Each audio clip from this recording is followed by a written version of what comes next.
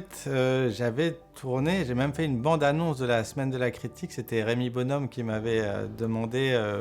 On s'était rencontrés au Liban et j'ai plus de 2 ans après d'être rentré du Liban. Lui travaillait la semaine et j'avais fait une petite bande-annonce pour la semaine de la critique. La semaine demandait à des gens un peu inconnus de faire des choses. Donc je connaissais et surtout ça représentait une voie d'accès à Cannes en fait. Étant né à Cannes, je connaissais aussi le festival peut-être un peu plus que d'autres, même si j'y étais pas allé tant que ça.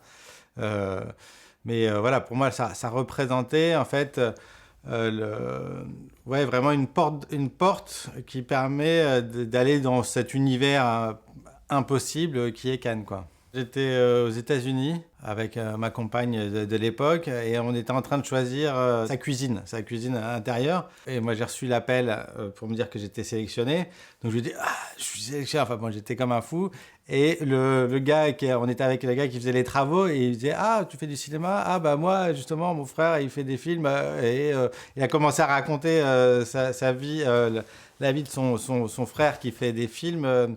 C'était sympa, mais moi il y avait un espèce de décalage entre ce qu'il me racontait et là j'imaginais ce que ça voulait dire être à la semaine et pour moi c'était comme un gap énorme en fait dans ma carrière ou en tout cas dans la reconnaissance que je pouvais ressentir. Ça avait été énorme. Ce qui me revient, c'est les 2 moments, c'est le moment de la projection. Du coup, il y a toute l'équipe, comme en documentaire, on est très peu nombreux. Du coup, j'avais pu inviter toute l'équipe et puis le moment, la soirée, le moment de l'annonce des résultats où au fur et à mesure des résultats, moi je ne savais pas, mais je voyais Nicolas Antomé, mon producteur, qui lui avait eu on lui avait signifié qu'il y avait quelque chose à attendre dans la soirée. Donc plus les résultats des prix d'avant étaient distribués, plus je disais on approche. Moi je n'osais rien croire et quand est arrivé le résultat, ça a été oui, ça fait partie des moments vraiment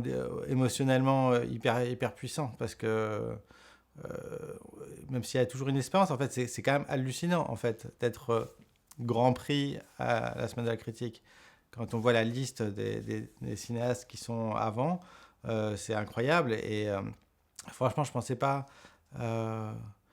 Il y a toujours un problème avec la compétition, tout ça, mais en même temps, quand on y est, on peut pas. Et moi, je m'imaginais pas en fait en premier. Voilà. Mais c'est pas nécessairement en premier, mais ça veut dire qu'en fait, vraiment, le film a été vraiment aimé, quoi. C'est pas exactement pareil que d'être sélectionné. C'est que vraiment, il y a un truc en plus. Et moi, ça a été vraiment un moment émotionnellement très fort.